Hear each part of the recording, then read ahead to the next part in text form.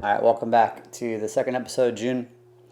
Digging into some more tapes today, and we're going to start off on tape 226. And these tapes are going to go to 231.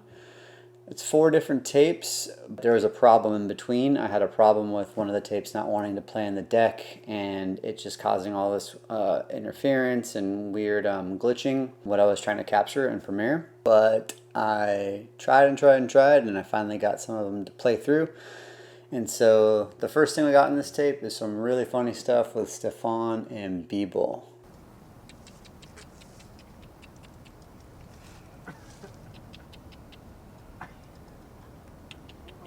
You're making a little clicking noise. Get on your shoulders. No. Oh, come on, dude. Here. Come on. Hey, straight. Come on. Here, I'll do it. Here. Biebel's like, dude, Stefan, get on my shoulders. Get on my shoulders, Stefan. And so he convinces Stefan to get onto his shoulders so then he could give the squirrel an acorn. I don't know if he was trying to make us laugh, but he ended up making us laugh all the time. Hey, come on, get on my shoulders. Oh, my God. Oh, he's leaving. He's leaving. Okay, he's leaving. Oh! Where'd he go? Right there. Oh, I wonder if I filmed that. I don't even know. He jumped and he grabbed How it did like you swap. not film that? Oh.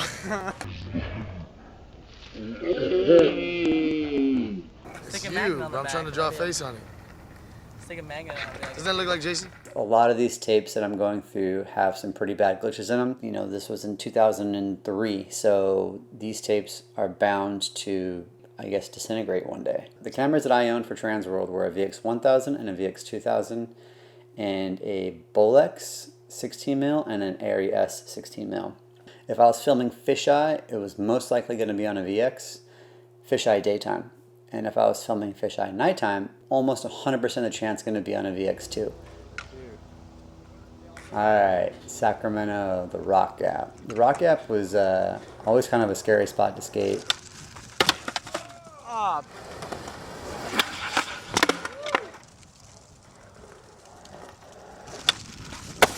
Biebel switch front heel, so good. Look at the light right there, the light was so good. Shooting that direction. The deal with the Rock Gap was you had to go there with someone who lived there. It was in the projects. There was this guy, Apollo, who would take us there. And if you were with him, you kind of had like the green light to basically not get robbed there.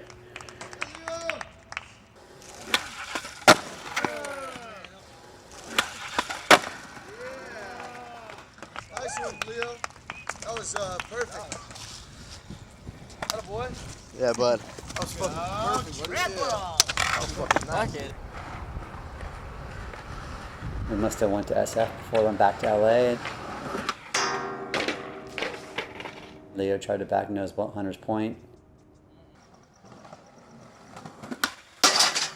And boom, we're back in LA. Honestly, it could have been the next day after coming back. I don't know, but that's how much we were skating. We were skating. Leo knew about this rail in Orange County. Leo was super confident with rails, but I didn't realize it until watching a lot of tapes back, how much he'd roll up and stop, or how much, he might kind of test it.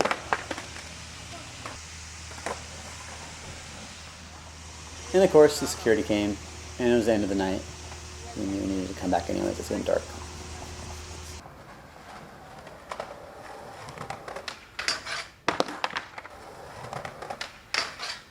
I had this thing in my head where I wanted to make the VX2 look like a VX1.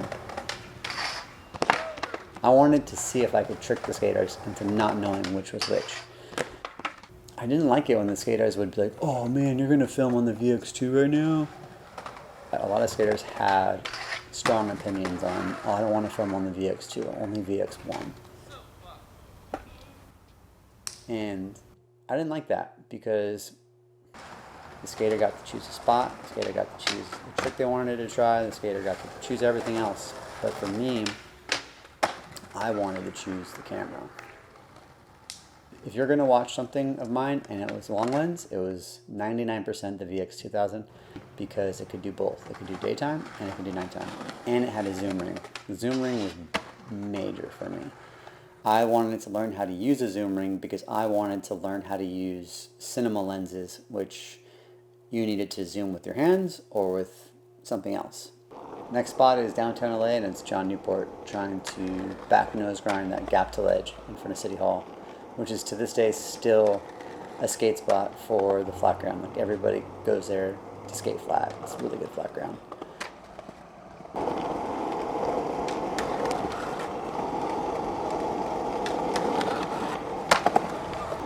The way I'm filming this is very inspired by Ty Evans. The clip was Scott Johnson 180 to switch crook the gap to ledge at Beneficial in LA. You know, rolling long lens with cool foreground moving, and it just looked so awesome. It looked really cinematic. I remember looking at that clip and thinking, oh damn, I want my footage to look like that. We all copy someone. We all get inspired by someone.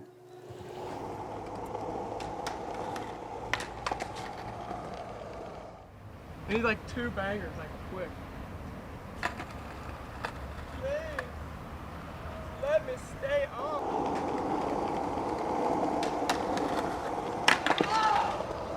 I was like in midair, my foot came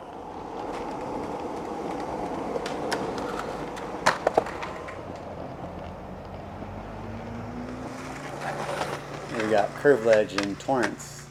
That was Mike Gilbert who board said that. Mike Gilbert was a fallen filmer after this. Skating with all like the 508 crew. Toya, Tim Tim, Rob G, Stefan Attardo. That crew was cool. Where they went one, they went all usually.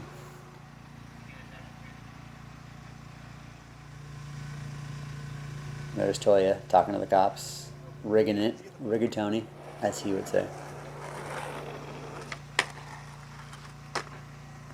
Just thinking about lighting up a spot. I haven't lit up a spot in like 8 years, you know? It's kind of funny looking back and just thinking how much you could kind of get away with.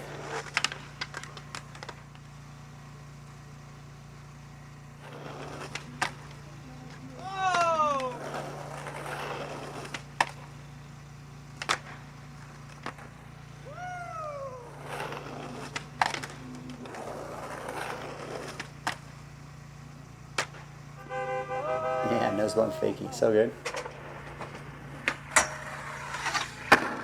Leo knew about this mellow flat rail in Fontana.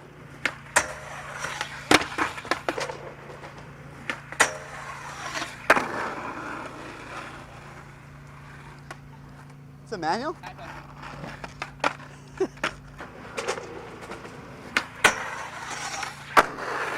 He frontside grind back when it out first try. And then he decided to do another one.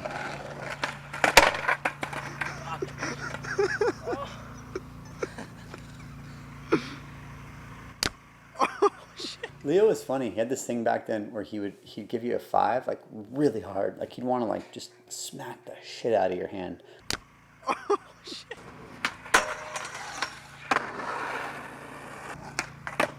Dude, that one was even better. You like jumped. I know. Dude, I'm psyched. Dude, you jumped on. VX 2000s were way better with light sensitivity, and they were really good at night.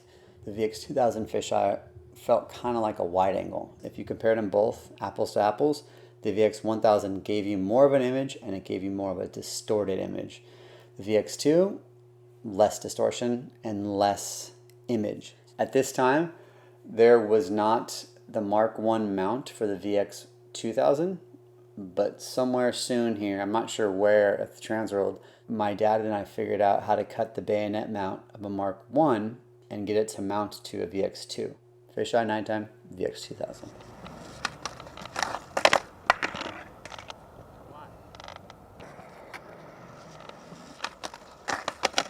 I mean, this was the reason why me and my friends built this spot. Shiloh had all these tricks in mind that he couldn't figure out a real location to do them at. He really wanted like a double-sided ledge, and that was the first ledge we made, was this double-sided ledge. He went to town on that thing. Like, he racked up a lot of tricks on it.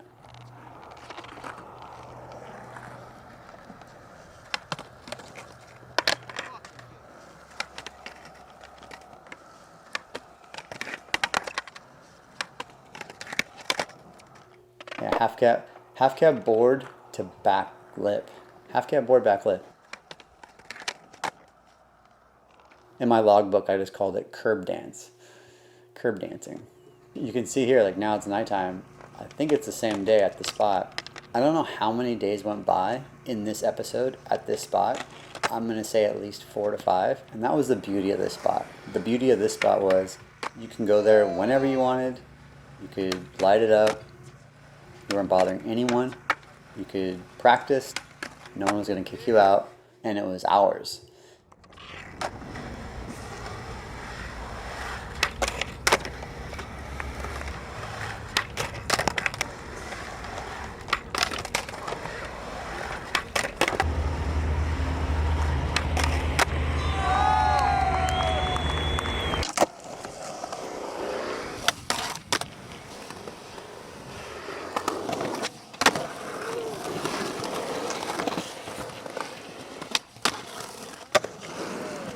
Get it.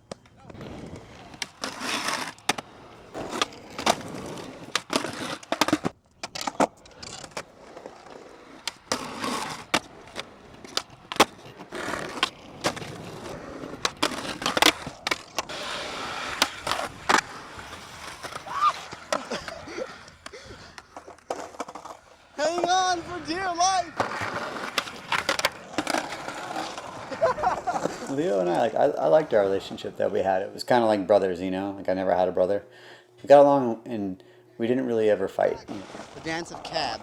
Shadow dance is the dance of the caballero. Oh, goodness.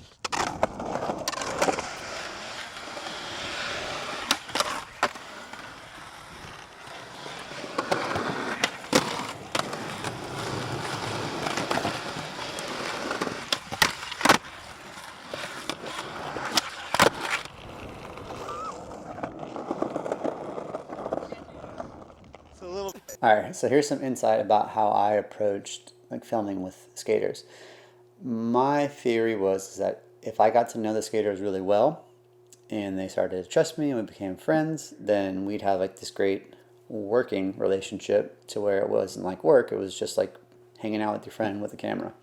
So I met Leo when I worked at Foundation and we went on a Europe trip, came back, and I remembered how good he was and, you know, basically he was a good skater.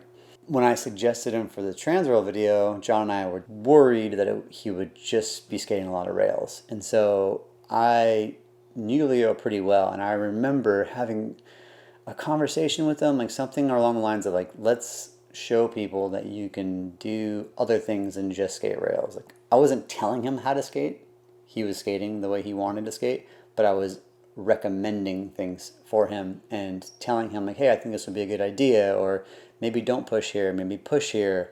And it was always up to them. Like they could either listen to me and say like, nah, I don't like that idea, or they could, you know, go along with the idea. And that was what I liked about getting to be friends with the skater, was that you got to collaborate. So when we got this line here at the ledge spot, it was cool because it showed off that you could skate other stuff besides rails. And I think that his part in First Love definitely showed off rails, and then it showed off other tricks that Leo could do as well.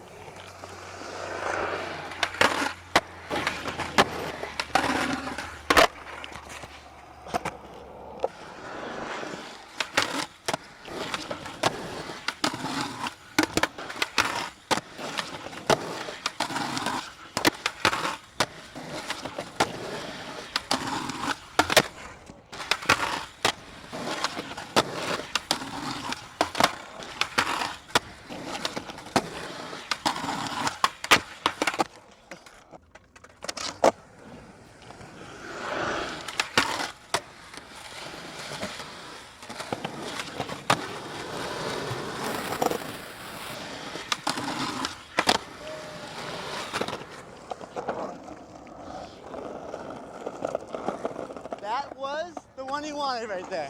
See? And you were gonna stop and give up. And that's the one he wanted. One of the things that gets overlooked the most about filmers is how you need to almost be the skater's like therapist in a way. You're kind of like a caddy, you know, like you bring the tools, you bring the wood, you bring the Bondo, you bring whatever you need to bring to get the ball to go in the hole. They're trying for super long to do one trick or to do a line. They're over it. You know, maybe they're throwing their board. Maybe they're just bummed out. Maybe they're just not skating that good that day. But you're there to try and get them stoked again. And it's always so rad when you kind of keep convincing them, keep pushing them, and they get the line or they get the trick. And when they roll away, you're, you know, literally rolling away with them. And then you feel like you did something. You feel like you contributed to them getting this clip. That was always really fulfilling about filming skating, about filming anything for that matter, is that when the take, the trick, the job gets done, you just have this sense of pride, like you did something. I miss the excitement of feeling like you accomplished something. So that was it. That's episode 2 of June. Hope you enjoyed, and I'll see y'all in the next episode. How did you not feel that?